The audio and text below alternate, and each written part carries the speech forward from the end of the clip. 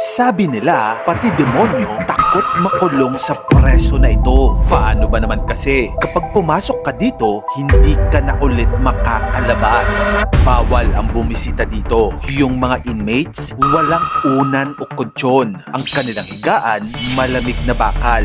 Walang CR sa bawat unit. Hindi pinapatay ang ilaw sa loob ng preso. 24/7 naka-on.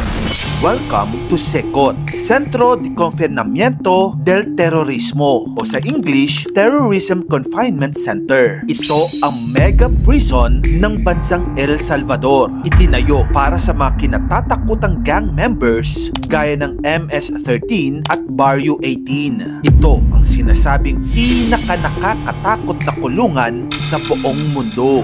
Para maintindihan kung bakit ginawang SECOT, kailangan mong maintindihan kung gaano kalala ang problema ng El Salvador sa gangs. For years, isa ang El Salvador sa pinakadelikadong bansa sa mundo dahil sa mga gang tulad ng MS-13 at Barrio 18. Sa ilang komunidad, parang hindi gobyerno ang nasusunod, gang ang nasusunod. Sila ang naniningil sa negosyo. Sila ang kumokontrol sa kalsada. Parang may sariling tax ang gang. Kapag may tindahan ka, kailangan mong magbayad. Kapag hindi ka nagbayad, delikado ang buhay mo. Kaya nag-crackdown ang kanilang gobyerno at doon ginawa ang SECOT, isang mega prison para ikulong ang mga gang members na ito. Pero paano nga ba nasabi na nakakatakot makulong sa mega prison na ito? Sa mga video na pinakita ng El Salvador government, makikita ang mga preso na kalbo, naka-white shorts, nakayoko at nakahilera. Mapapansin mo agad yung mga inmates puno ng tattoo ang katawan. Sa gang culture ng groups like MS-13 at Barrio 18, ang tattoo minsan parang ID yan,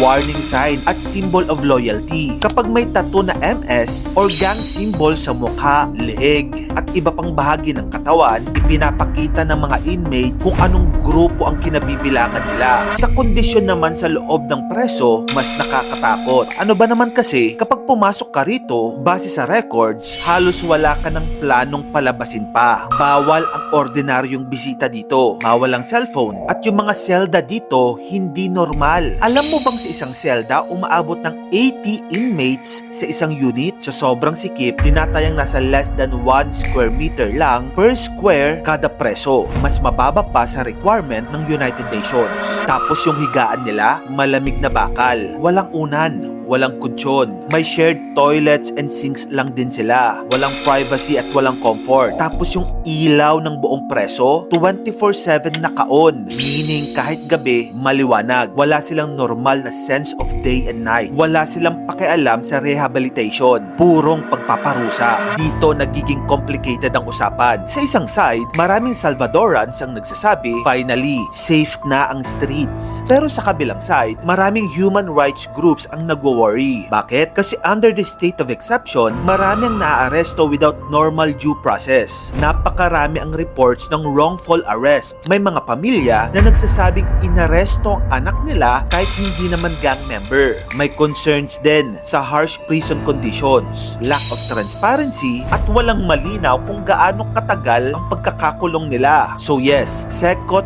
became a symbol of safety for some, but for others, it became a symbol of injustice. Kasi ang tanong, paano kung kriminal talaga ang nakulong? Eh di good. Pero paano kung mali ang nahuli? Paano kung inosenteng tao lang na napagbintangan? Ikaw, kung tatanungin ka, gusto mo rin bang magkaroon ng mega prison na ganito sa Pilipinas? Kung gusto mo pa ng mga ito pang klaseng content, dito lang yun sa channel ko, kaya follow ka na. Mag-subscribe ka na rin sa aking YouTube channel. Yun lang, maraming salamat sa panonood mga kamagkano.